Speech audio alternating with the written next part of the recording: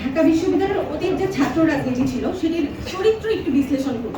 সেটা চরিত্র বিশ্লেষণ করলে আমরা দেখতে পারবো সেটা হচ্ছে পুরোপুরি হল ভিত্তিক এবং ক্ষমতা কেন্দ্রিক। সেটার সাথে ছাত্রের না কোনো যোগসূত্র আছে, না জনতার যোগসূত্র আছে। তারা কখনো ছাত্রের অধিকার, ছাত্রের দাবি দেওয়াকে উত্থাপিত করতে পারে নাই, তারা জনতার দাবি দেওয়াকেও কখনো উত্থাপিত করতে পারে নাই। তারা শুধুমাত্র উপর থেকে আরোপিত কিছু নির্দেশ পালন করে গিয়েছে, উপর থেকে আরোপিত একটা ন্যারেটিভকে বাস্তবায়নের কাজ তারা করে গিয়েছে। দ্বিতীয়ত, সেটি ছিল পুরোপুরি অ্যাক্টিভিজম নির্ভর। সেটি কখনো নৈতিক কিংবা রাজনৈতিক কোনো মোরাল গঠন করতে পারে নাই শিক্ষার্থীদের মধ্যে।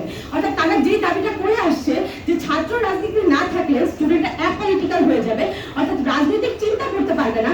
আদতে তারা থাকা অবস্থায় শিক্ষার্থীদেরকে কি সেই রাজনৈতিক চিন্তা করার স্বাধীনতা কি তারা দিয়েছিল কিনা সেটাকে আমরা তারা ছাত্র সমাজ হিসেবে, ছাত্র সমাজ কিন্তু জাতীয় রাজনীতির একটা ইম্পর্টেন্ট স্টেক হোল্ডার, কিন্তু সেই ছাত্র সমাজ হিসেবে তারা আসলে জাতীয় নির্বাচনে বলেন বা জাতীয় রাজনীতিতে তারা কখনো করে ইম্পর্টেন্ট কিছু যোগ করতে পেরেছে কিনা। অর্থাৎ আমরা যদি দেখি যে ছাত্ররা আসলে রাজনীতিকে তেমন কিছু দিতে পারে না, রাজনীতিতে তারা কোনো নতুন ডাইমেনশন যোগ করতে পারে না। এই যুগে স্টুডেন্টরা কি চায়, এই যুগের মানুষদের ডিমান্ড কি, সেটা কখনো তারা তাদের ছাত্র রাজনীতিতে তুলে আনতে পারে নাই এবং যেটার কোনো অবদান তারা জাতীয় রাজনীতিতে রাখতে পারে নাই। এই জন্য এটা সুযোগ নিয়েছে জাতীয় রাজনীতি।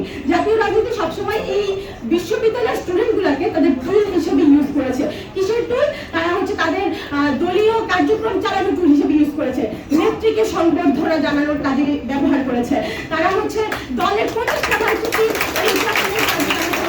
এটাকে ব্যবহার করেছে, এক দল এক ভিন্ন মতকে দমন করার জন্য তারা ব্যবহার করেছে। আমরা দেখেছি আমাদের বিশ্ববিদ্যালয়ের স্টুডেন্টরা কিভাবে তাদের সহপাঠীদের উপর হাত তুলেছে এই দলীয় রাজনীতির টুল হিসেবে ব্যবহৃত হতে গিয়ে। তৃতীয়ত, তারা ক্যাম্পাসে একটা বাইনারি সৃষ্টি করার চেষ্টা করেছে। অর্থাৎ ক্যাম্পাসে তারা সবসময় হয় একটা পক্ষ, না হলে যদি আমাদের পক্ষ তাহলে আমাদের পক্ষ, না হলে ভিন্ন পক্ষ। অর্থাৎ ক্যাম্পাসে তারা যে বাইনারি রাজনীতি, ট্যাগিং এর যে পলিটিক্স, সেটা হচ্ছে দলীয় রাজনীতি সবসময় মদত দিয়ে গেছে।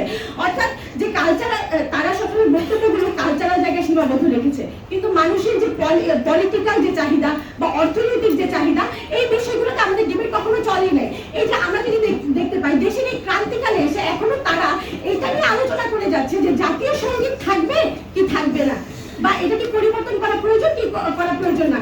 এর থেকে যে ইম্পর্টেন্ট কিছু বিষয় আছে রাষ্ট্র সংস্কারের জন্য যে গুরুত্বপূর্ণ বিষয়গুলো, সেগুলো আসলে তাদের চিন্তায় এখনো জায়গা করে নিতে পারেনি তেমন ভাবে।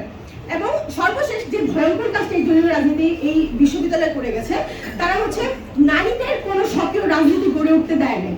তারা নারীদেরকে